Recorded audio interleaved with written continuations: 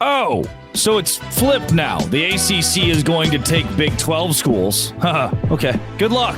This is Locked On Big 12.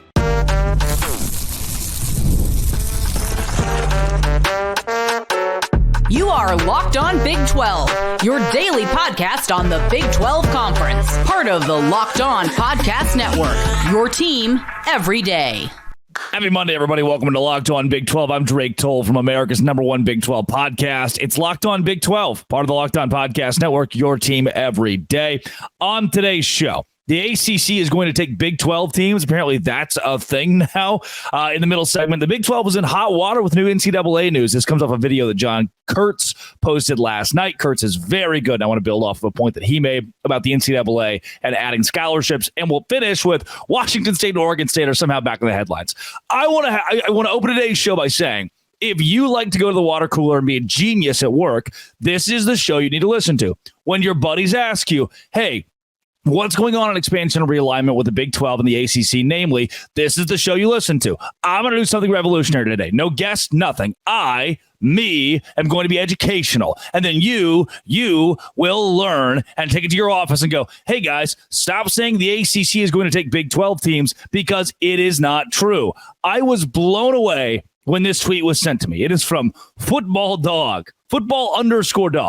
And when you read that, you're like, okay, this guy probably faceless, nameless. His profile picture is cheese.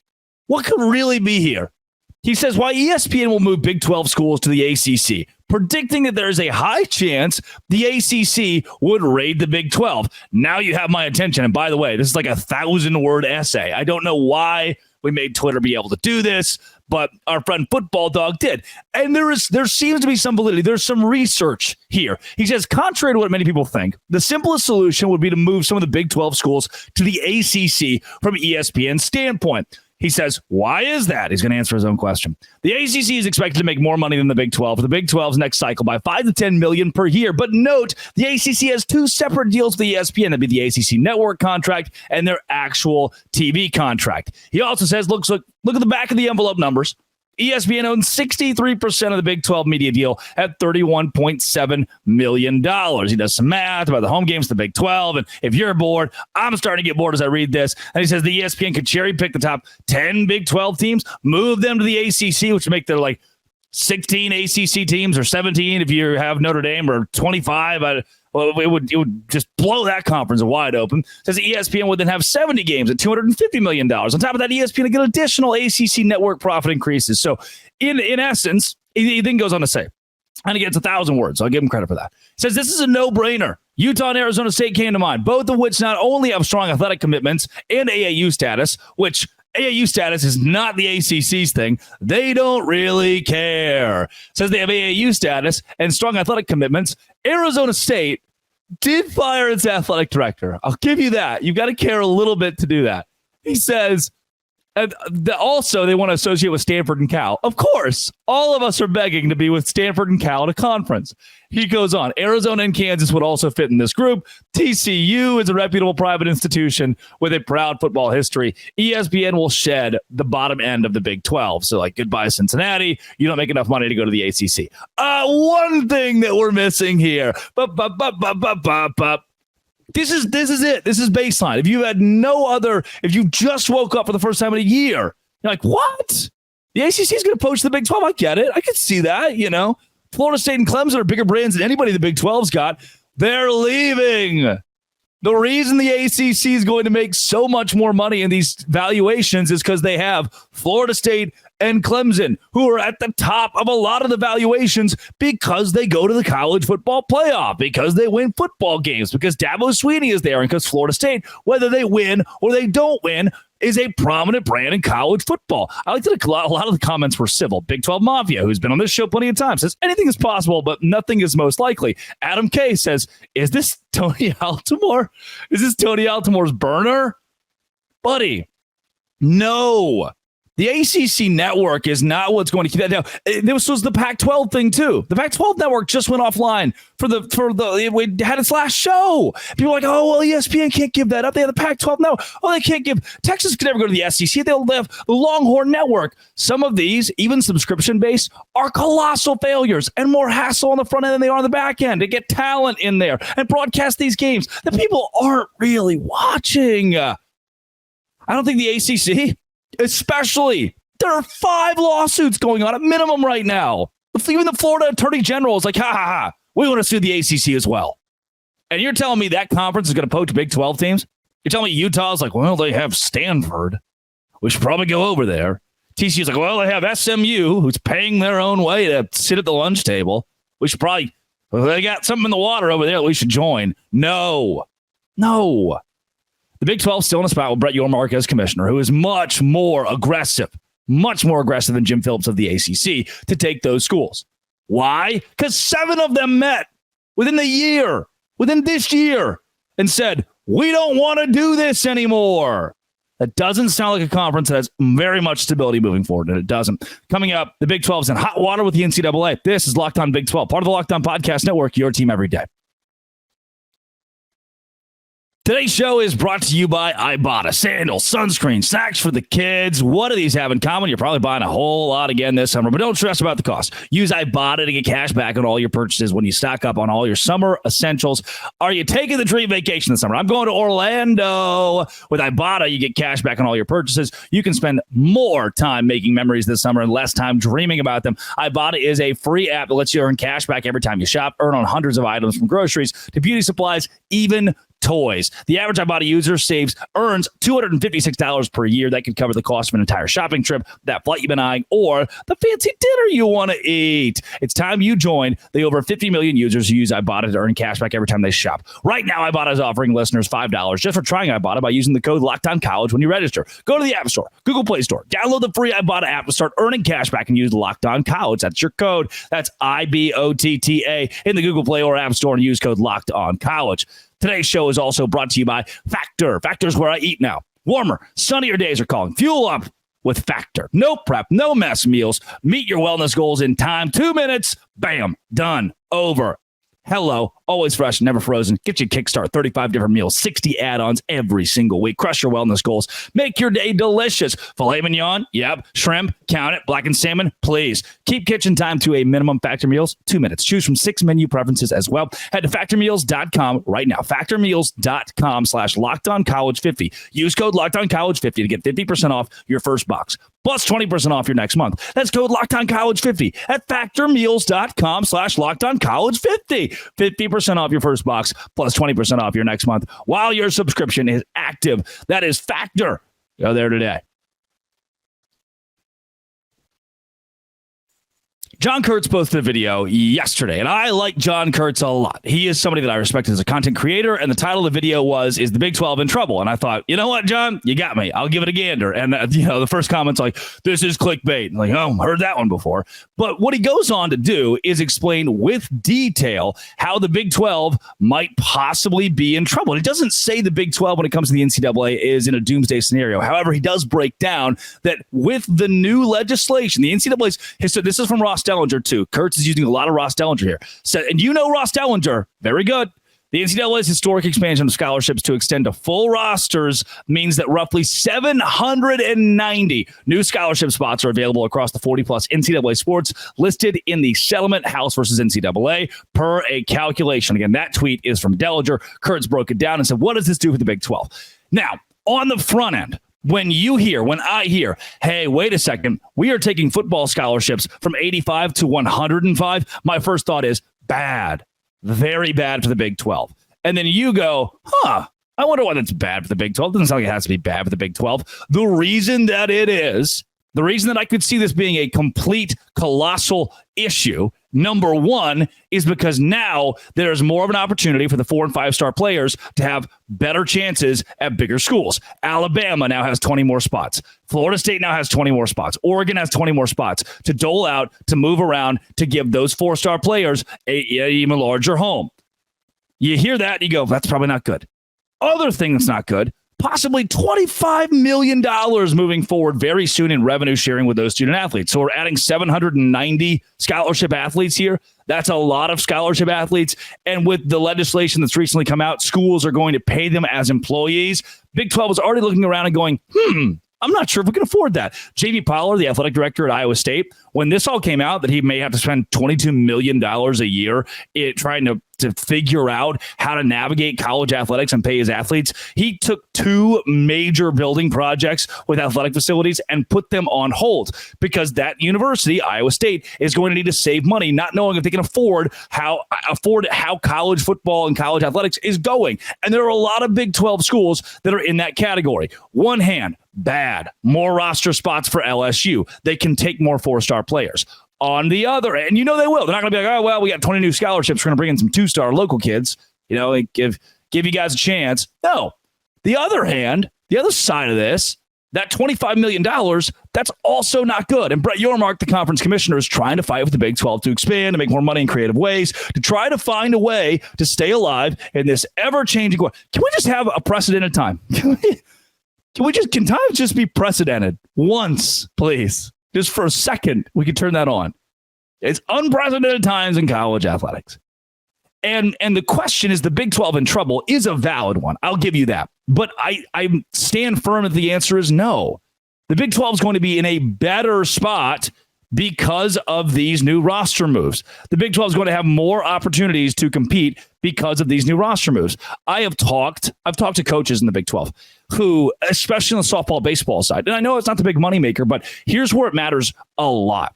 Those coaches have had to work with such little money and such little. Look, you're at a Big 12 school. You're not making near as much as Nebraska. And they were giving you 12 scholarships for softball. So now, not only can we not afford full rides for the entire roster that might reach as much as 30, like we're looking at somewhere in that range, not only can we not give full scholarships, we're really trying to hey, you're worth a 70% scholarship. You're worth a 90% scholarship. What can we do for you financial aid wise? They're figuring out in the trenches how to piece this together. Whereas at Alabama, they've got a full fluid way of doing this. Hey, buddy, we're going to get you this amount of money and this amount of money and this amount of money, whether it be through NIL. We could go through, hey, look, a Pell Grant. Oh, look at this scholarship that we have for you. The excess of money at these other universities is what helps those colleges. It's what helps those colleges fill where there are less scholarships. And you're going, well, isn't it going to benefit now there are more scholarships?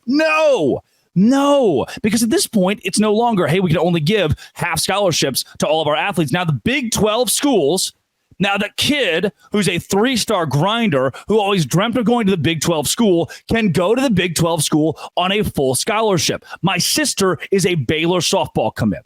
She was going to have to take a less than full scholarship because they don't really do full scholarships in softball given the limits that they have. And now the NCAA is making it an even playing field and saying, hey, wait a second, you don't have to sacrifice or suffer or go somewhere else or make less money or skip out of your dream school. And look, you don't have to stay. You don't have to stick around. The transfer portal exists now. So you go to Alabama and Alabama backloaded. Alabama got 10 more 4-stars in football than they were going to. And now those guys don't play. We're in an era of college football where it's better to go start 3 years at Western Kentucky, spend your last 2 years at Oregon, and then you're a household name. That is the new trajectory. That is where this is going to come into play. And it doesn't hurt the Big 12 because now in your smaller sports, the playing field is even. We have scholarships and money, 790 scholarships to move around in NCAA sports, and we don't have to tell a kid no because we can't afford it. Now we can. Now we're given the opportunity to get oh, well, how are they going to afford to put 13 new scholarships in? Buddy, when I got to Baylor, and Baylor's not in the minority here. When I got to Baylor, I paid, I didn't pay it, but my tuition annually was like $40,000. When I left Baylor, tuition was $52,000. When I tell you very firmly, everyone else is paying for the student athletes to be there, the scholarship addition is not going to be an issue. The revenue sharing is. That's a different story. But scholarship-wise, this is not going to hurt the Big 12 conference near as much as many people think it might. Football-wise, those 20 extra, I think you're in an okay spot. And maybe, look, way more full-time, way more full scholarships in football. But again, what this is going to do is it's going to take an Alabama who's got 10 guys, 10 four-star guys who didn't get their playing time, who didn't get their roses, didn't get their flowers, they don't want to be there, they're going to leave. Texas Tech, they're back 10. They're 95 through 105, significantly worse than LSU. I know that. I'm okay admitting that. Those guys are transferring out, and you're going, didn't lose much there. And instead, we're gaining these 3 kids from Alabama. TCU's been doing this. We're getting these 3 kids from Alabama who have 2 years under their belt. At Bama. Yeah, I hate it. I love it. Washington State, Oregon State, back in our headlines. Of course they are. On Locked On Big 12, part of the Locked On Podcast Network, your team every day.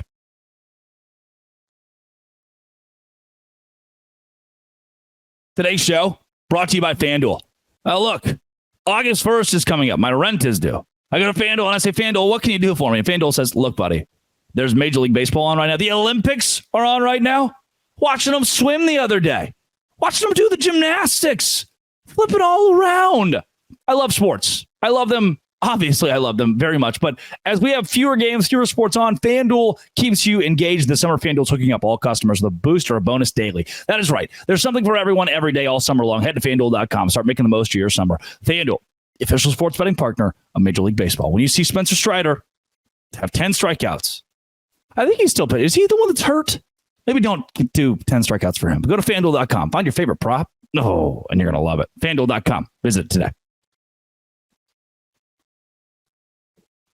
Washington State and Oregon State back in Big 12. Headlines, not shocking. I want to open this by saying I am very hopeful that those 2 schools find a conference. I was hopeful that in NCAA 25, I could build back the Pac-12, and it just doesn't work. Now, Oregon State and Washington State.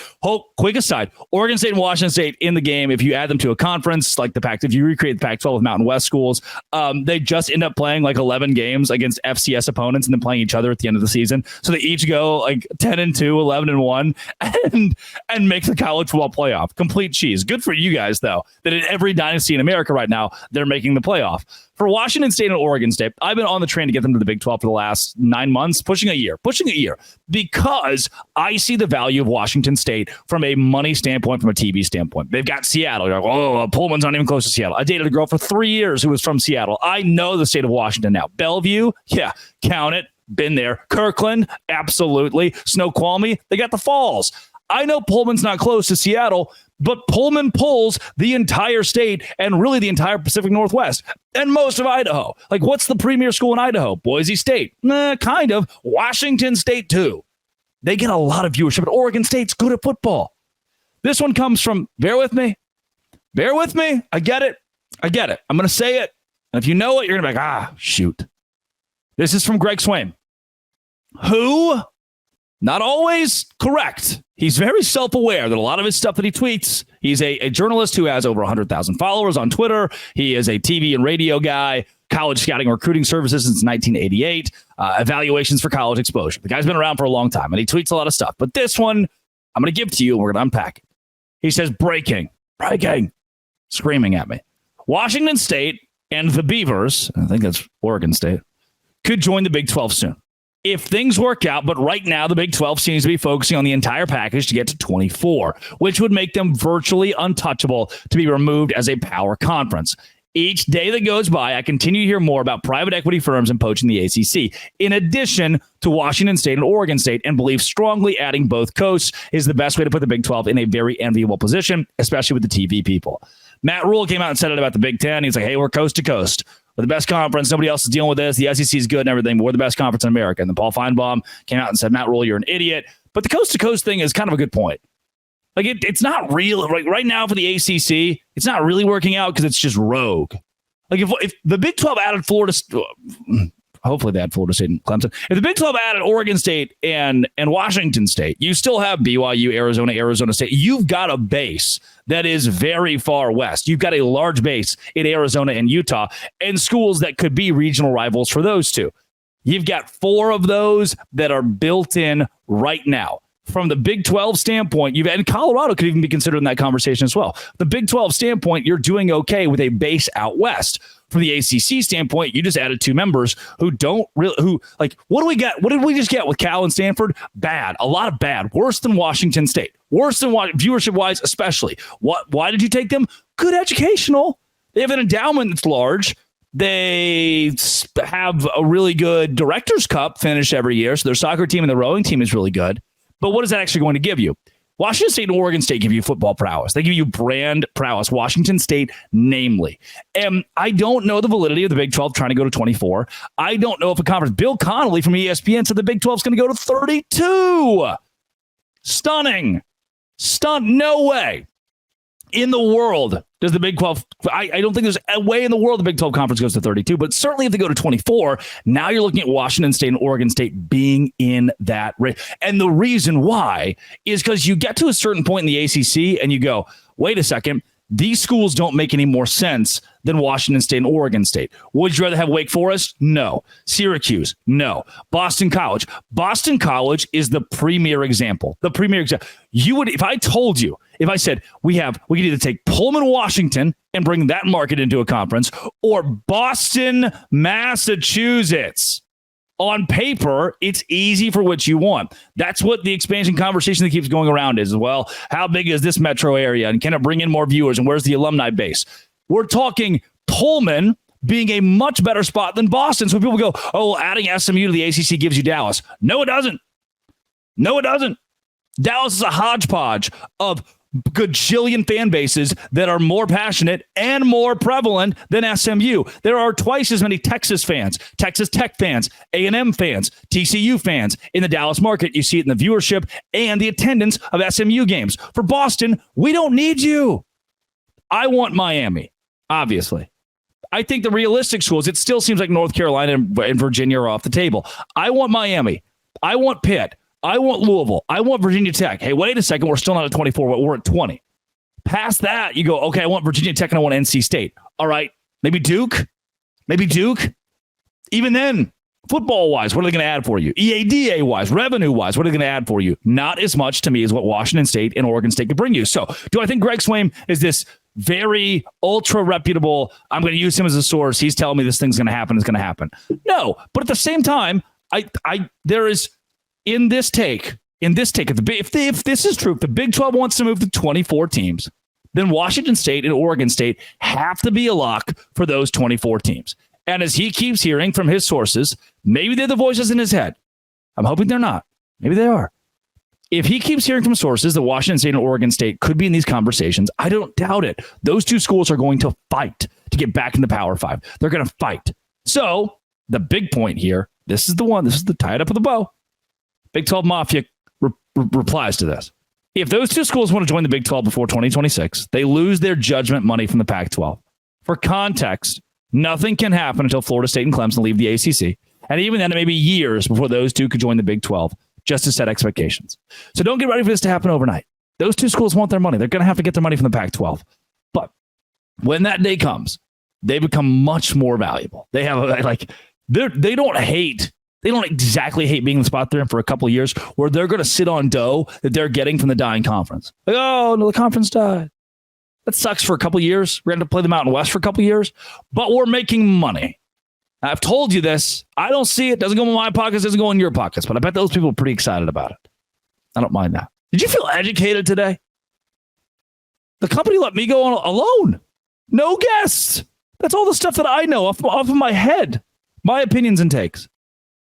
Good, Well, was it? It's up to you. It's subjective. I just felt like I wanted, let's just take a Monday where you and me, we sit down wherever you are. I'm sure you're listening to this while you're sitting. We sit down and we talk. We hash things out. I missed you. I did. I haven't done the alone thing, the whole show alone thing in a long time. I've get a lot of different expert perspectives from people who have different opinions. And today I said, I have my opinions. I know what I know. I'm going to prove it to you. Medal, maybe? Give me a medal? Possibly. I'll look into that. Coming up tomorrow, Immaculate's coming on. I hope. This has been and always will be Locked On. Thanks for making it your first listen every single day. Dose Grande.